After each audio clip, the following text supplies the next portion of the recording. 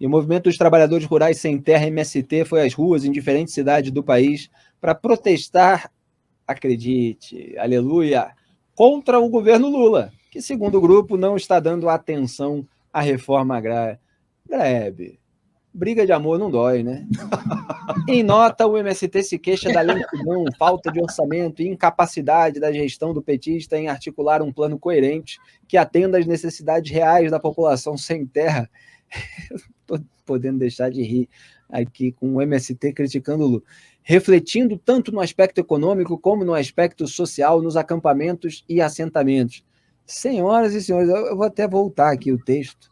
O MST se queixa da lentidão, falta de orçamento. Olha, não é problema de dinheiro, pessoal. Não é problema de dinheiro.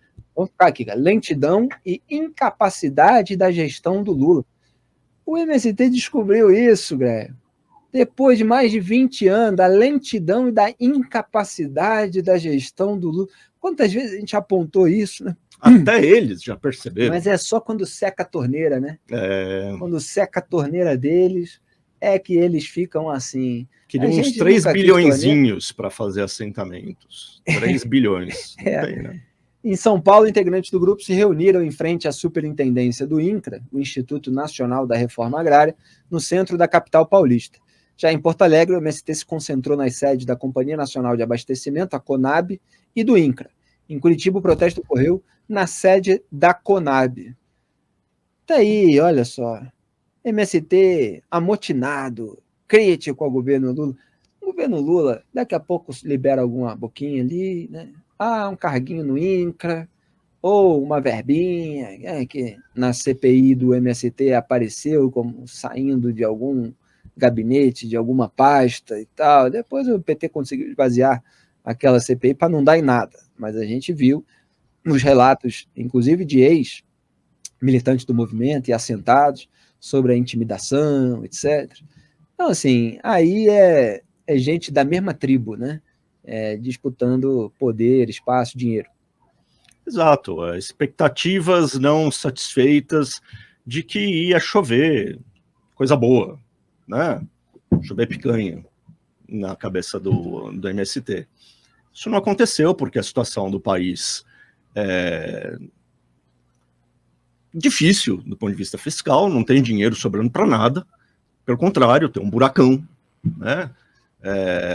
Tem o Fernando Haddad querendo aumentar a arrecadação de impostos justamente para cobrir esse buracão, e não há recursos para satisfazer todas as promessas que o Lula fez durante a campanha para os grupos, grupelhos e grupões que orbitam ali o PT, né? Então existe alguma insatisfação, mas é o que você estava falando, Felipe.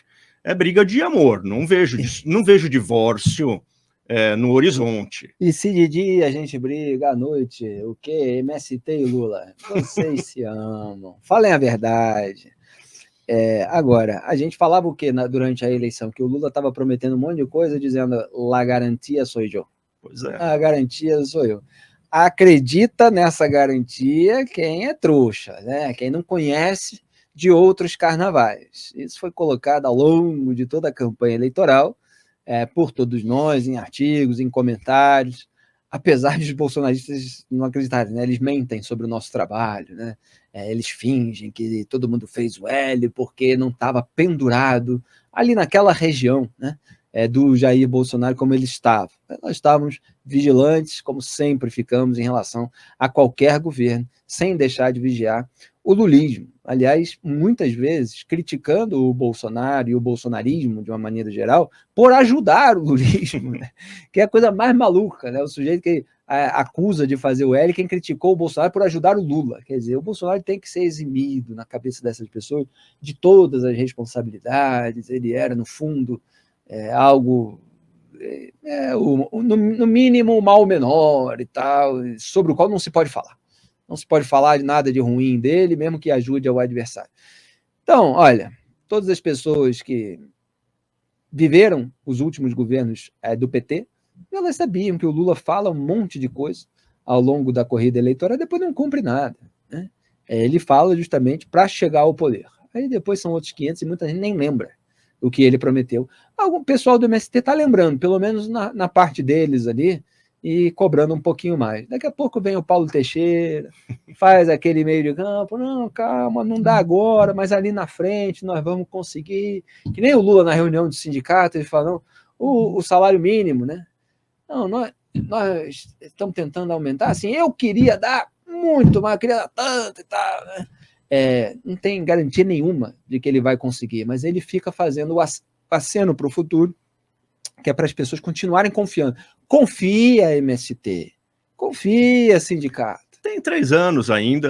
Para o MST, de qualquer maneira, não existe nenhum outro governo que fosse ser sequer simpático né, ao movimento. Então ele pode chiar, pode chacoalhar tal, e vai continuar fazendo pressão para ver se tira alguma coisa nos próximos 3 anos. Tem 3 anos de governo Lula ainda pela frente. Alguma coisa vai pingar. Eu vou explicar. Calma, MST. Isso. É exatamente isso. Eu vou explicar. Primeiro, o governo Lula está preocupado com os membros do próprio governo, com a cúpula do lulismo. Então, por exemplo, 7 ministros do Lula, como a gente já colocou aqui, conseguiram aquelas boquinhas extras. 5 em Itaipu, 2 na Tupi, para ganhar uns 40 mil reais a mais a cada mês, além dos 42 mil que já recebem como ministro. Então, estão aí com um salário por volta dos 80 mil reais.